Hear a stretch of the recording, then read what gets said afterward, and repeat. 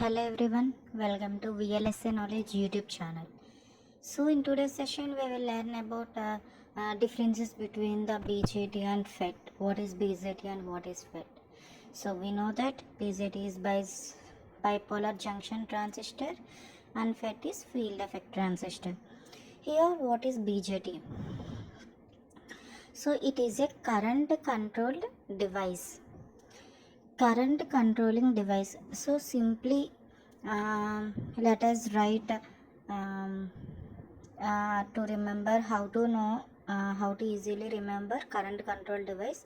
If you know the concept, it is easy, but if you don't know, just simply remember in this way, like write BZT let me write like BZT and FET. So what comes after B? C. A, B, C. So BC, current control device. So automatically FET is voltage control device. So after B we will get the C.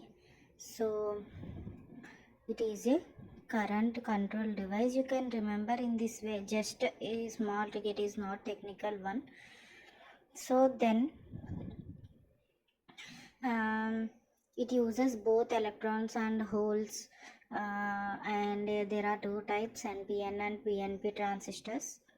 So the high gain but more power consumption. Consider these two transistors, which are NPN and PNP transistors. These both are. Let me write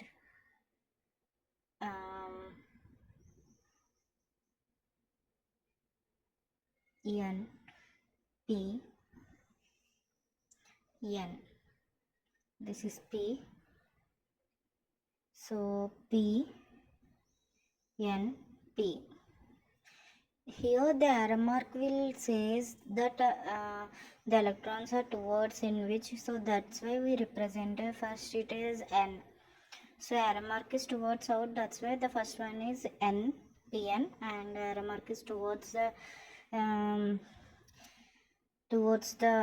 terminal, so it is PNP. So that terminal is E, other is base, and another one is collector. So simply we have to denote these both whenever asked in the interview or in the exams. We have to represent these. So these are two types, and high gain but more power consumption. Gain is high but more power consumption is there. So what is FET? Voltage control device. Uses only one type of carrier, either electron or hole, based upon N MOSFET or P MOSFET. Here there are two types, JFET and MOSFET. JFET is junction field effect transistor, and MOSFET is metal oxide semiconductor field effect transistor. So low power consumption is there, that's why we move it from BJT to the FET, where BJT is high power consumption. So these are the two types and uses only one type of carrier. So that's all. And next, working principle of BJT. How the BJT works. So the base current controls collector current. So requires continuous current input and fast switching is in some cases. So here see base, collector, and here it is saying that base current controls the collector current, and this requires continuous current input, so fast switching in some cases.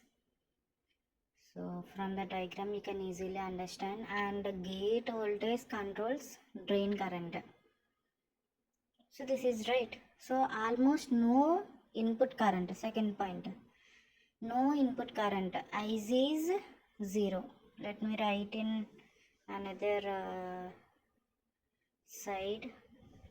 IZ equal to 0. Gate IZ, IZ is gate current is 0 because there is no connection between the gate and the source. There is a oxide between them, so there is no flow of electrons and almost the resistance is infinite between there. So that's why here it mentioned high input impedance and no input current. So this is about the FET. Simply we have to remember this is the reason we say that infinite fan out will be present at the output, because from the library we based upon characterized value the fan out is dependent. The key differences are control. BJT is current control and FET is voltage control. Input impedance. BJT is low input impedance and FET has high input impedance because IZ equal to 0. Impedance is infinite. So power consumption is high in BJT. So this is the case we move to the FET where noise is more in the BJT. So applications of BJT: amplifiers, switching circuits, audio systems, signal processing. For FET, integrated circuits, digital electronics, noise, low noise amplifiers and CMOS technology.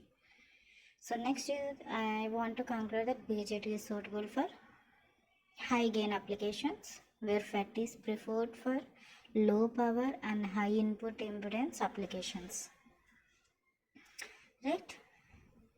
So guys, in today's session we discussed what is BJT and FET and working principle of BJT and FET and applications of BJT and FET. So conclusion. So if you have any doubts, please comment and please like, share and subscribe. Thank you so much.